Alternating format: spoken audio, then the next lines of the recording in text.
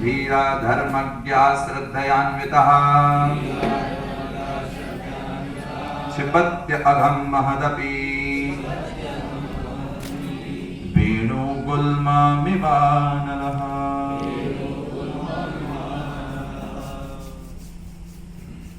श्री सुखदेव गोस्वामी कह रहे हैं क्या करना होगा। तो सबसे पहली चीज, अगर आपको जो कुछ सीख रहे हैं, पढ़ रहे हैं, ज्ञान में अगर स्थिर रहना है, भूलना नहीं है। आपने कुछ चीज सीखी, मैं शरीर नहीं हूं आत्मा हूं, कब तक याद है? जब तक लेक्चर खत्म नहीं हुआ। लेक्चर खत्म, वापस शरीर याद आ गया, भूख लगी है, प्रसाद किधर है। अब ये भूख तो शांत हो जानी चाहिए। आध्यात्मिक ज्ञान सुना, आत्मा को तो भूख लगती नहीं है। लेकिन जैसे ही लेक्चर खत्म हुआ, आत्मा भूला, शरीर में आ गए फिर से अविद्या अधिकारित्व, हम भूल गए सब। ज्ञान साइड में, पहले प्रसाद। यही होता है। तो ये क्यों? क्योंकि हम फॉलो नहीं करते। तो सुखदेव जी कह रहे हैं अगर ये कोई चीज फॉलो करेगा, उसका जो नॉलेज है वो स्टेबल रहेगा, वो उससे नीचे नहीं आएगा। वो हमेशा उस स्थिति में बना रहेगा, मैं शरीर नहीं हूं आत्मा हूं, हर स्थिति में सोच पाएगा। तो क्या करने से? तो पहली चीज तपसा, तप करने से। तो श्री श्रीधर स्वामी बताते हैं, हमारे आचार्य हैं, और श्रीमद् भागवतम में सब, मतलब आप बोल सकते हैं जो मूल आचार्य के रूप में, जिन्होंने श्रीमद् भागवतम के ऊपर ऐसी टीका दिया है जिसको श्री चैतन्य महाप्रभु ने भी बहुत प्रशंसा की। उन्होंने कहा अगर श्रीधर स्वामी की जो टीका है, अगर उसको कोई नहीं मानता है तो मैं उसको नहीं स्वीकार करता हूँ, अगर उनकी शिक्षाओं को अगर कोई न करता है। तो वो बताते हैं कि तप का मतलब है चित्त की एकाग्रता। चित्त की क्या? एकाग्रता का मतलब है मन, हमारा जो ध्यान है इंद्रियों के माध्यम से हम भगवान पर ध्यान को केंद्रित रखें, ये तप कहलाता है।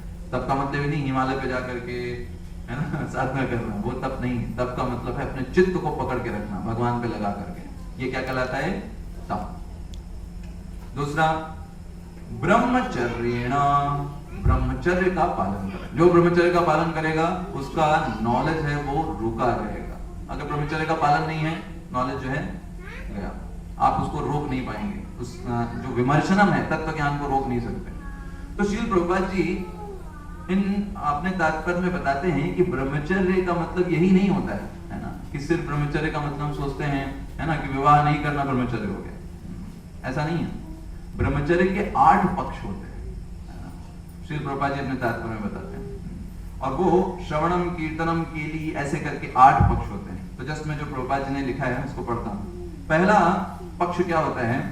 मनुष्य को ना तो स्त्रियों के बारे में सोचना चाहिए, ये पहला पक्ष। मतलब सोचना भी नहीं चाहिए। मस्तिष्क में भी अगर आपने सोच लिया किसी स्त्री के बारे में, है ना, दूसरे लिंग के व्यक्ति के बारे में, तो ब्रह्मचर्य टूट गया, पहला। दूसरा है ना यौन जीवन की चर्चा करनी चाहिए। आपने कहा नहीं हमने विवाह नहीं किया पर हम चर्चा कर रहे हैं, चर्चा भी अगर आप करेंगे तो भी ब्रह्मचर्य वहां पर भंग हो जाता है।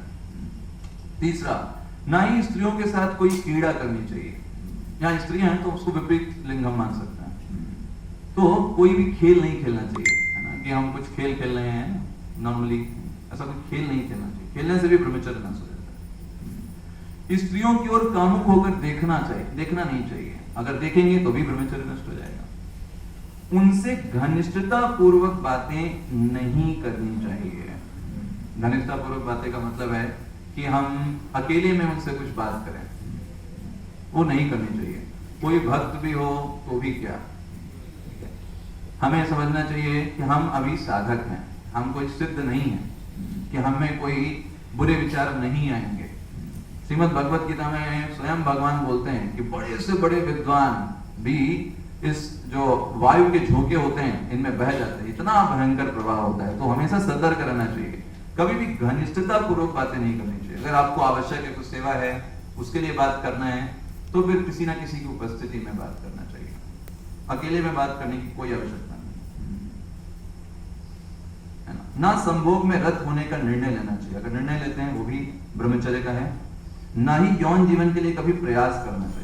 मतलब आप सोचिए ब्रह्मचर्य के नियम कितने सूक्ष्म हैं। हम यही सोचते हैं कि विवाह ना करना ब्रह्मचर्य कहलाता है, ऐसा नहीं है।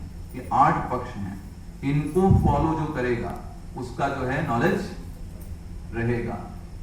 वरना वो नॉलेज जो है अगर उसने सोच भी लिया मानसिक रूप से, किसी से चर्चा भी कर रहा है, उन सब के माध्यम से वो जो है धर्म का ज्ञान जो रह नहीं पाएगा उसके पास। तीसरा समेन, शम के द्वारा। शम क्या होता है? शम का होता है, शम का मतलब होता है मन का नियंत्रण। जब मन के द्वारा हम किसी चीजों को नियंत्रित करते हैं, मन को इधर उधर ना जाने दें, मन कहीं भाग रहा है उसको रोका, ये क्या कहलाता है? शम। और दूसरा है दमेन चा।